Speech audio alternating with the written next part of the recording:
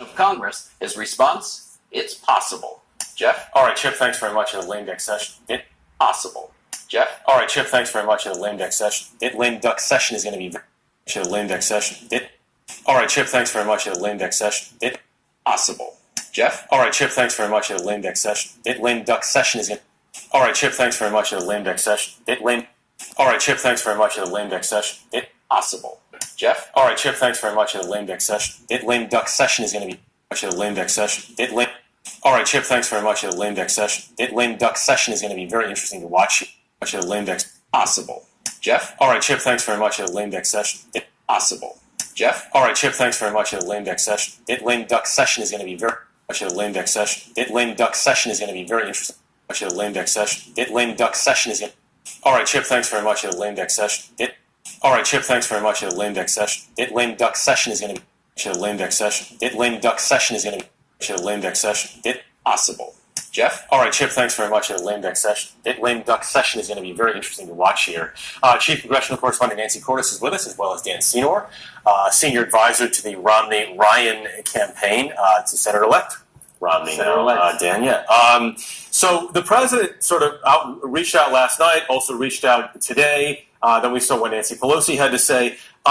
Is there any chance something gets done here in the next couple of years? I'm highly skeptical. I think the president doesn't fully appreciate how intrusive these investigations are going to be.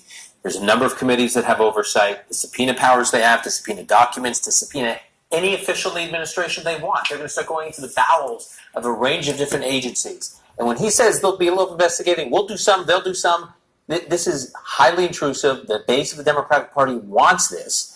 And I think he has like one speed, which is war footing. If you are at war with me, I'm at war with you. And he's not going to be interested in cooperating with him on anything else.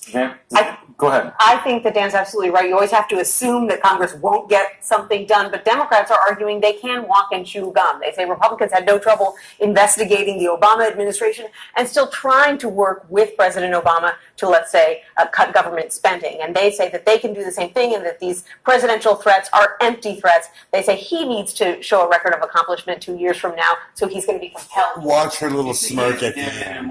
She looks at the anchor, man, like, I know what you said. Watch. Yeah, he's got a broader conference. He's got more Republicans in this conference. And the Republicans that replaced sitting Republicans are more Trumpy, right? Marsha Blackburn is a stronger Trump sympathizer. She's still thinking about it. So watch a little smile on her face at the end. He has to worry less about Susan Collins, potentially Lisa Murkowski on issues like Cabot, whatever else it is. Particularly, he's going to have potentially a combative confirmation process for new Attorney General, and he now has more of a cushion with more Republicans that are sympathetic to him. That helps him with all judicial nominations. Okay, Nancy Cordes, Dan Senor, thanks very much.